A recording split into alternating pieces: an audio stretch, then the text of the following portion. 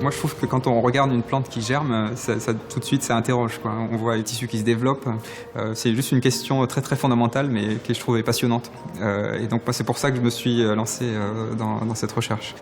Nous sommes à l'ENS à Lyon et donc notre laboratoire, le laboratoire de reproduction et développement des plantes, est une unité mixte de recherche où il y a à peu près 65 personnes qui travaillent de 17 nationalités sur la reproduction et développement des plantes, notamment le développement floral et la reproduction.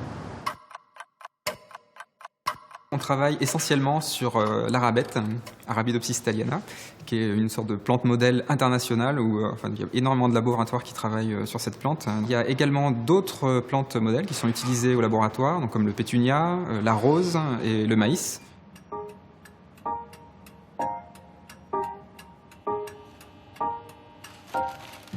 La particularité de notre travail ici consiste en la production de plantes de très grande qualité, et notamment au niveau des fleurs. La plupart des fleurs qui sont produites ici sont ensuite observées en microscopie, donc il est impératif qu'il n'y ait aucun défaut, soit sur les méristèmes, soit sur les stigmates, soit sur les étamines. Le méristème, en fait, c'est quand même un tissu fascinant. C'est un groupe de cellules qui se divisent et qui est responsable de la genèse de tous les organes aériens de la plante. Les protéines sont des ouvriers dans la cellule. Si on veut étudier une protéine en particulier, il faut pouvoir la repérer facilement. Et pour cela, je vais lui accrocher une molécule fluorescente qui nous permettra de la suivre dans la cellule facilement. Ici, par exemple, on observe un méristème d'Arabidopsis. En vert, on a une protéine fluorescente qu'on a mise sous le contrôle d'un promoteur pour voir l'expression d'un gène. On peut par exemple appliquer des contraintes mécaniques et voir l'effet que ça aura sur l'expression de notre gène ici en vert.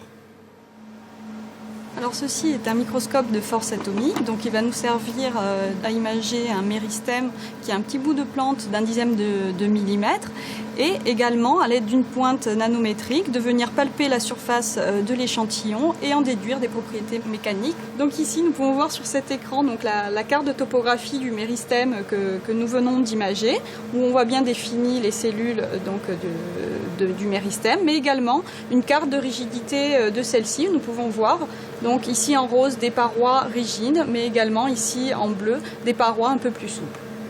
L'originalité de notre équipe, c'est en fait d'inclure de la physique dans l'étude de la morphogénèse. Donc il y a les gènes évidemment qui sont impliqués dans le développement, mais nous en fait ce qu'on regarde c'est plutôt les aspects, quelle est la contribution des contraintes mécaniques dans la morphogénèse, en fait, dans la genèse des formes chez les plantes. Donc cela nécessite un certain nombre de compétences, notamment des modélisateurs, des physiciens, des biologistes cellulaires.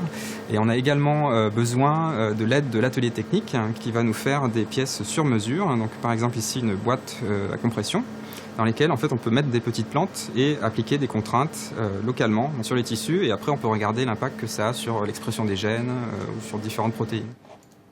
Pour moi, l'intérêt général de la modélisation, c'est de pouvoir décrire la croissance d'un tissu donné avec des termes mathématiques. Donc ici, ce qu'on fait, c'est d'étudier la croissance florale et on essaie de créer des structures en 4 dimensions, donc 3 dimensions et le temps, pour vraiment comprendre quantitativement ce qui se passe lors de cette croissance. Donc à partir de ces images de microscopie confocale, on arrive à obtenir en fait des modèles en 3 dimensions. On a l'ensemble des cellules reconstituées individuellement et on peut creuser à l'intérieur du tissu et voir les différentes couches de cellules en profondeur. La recherche sur les plantes, c'est une question qui est vraiment fondamentale pour tout le monde. C'est-à-dire que c'est quand même l'air qu'on respire. Il y a de l'oxygène grâce aux plantes.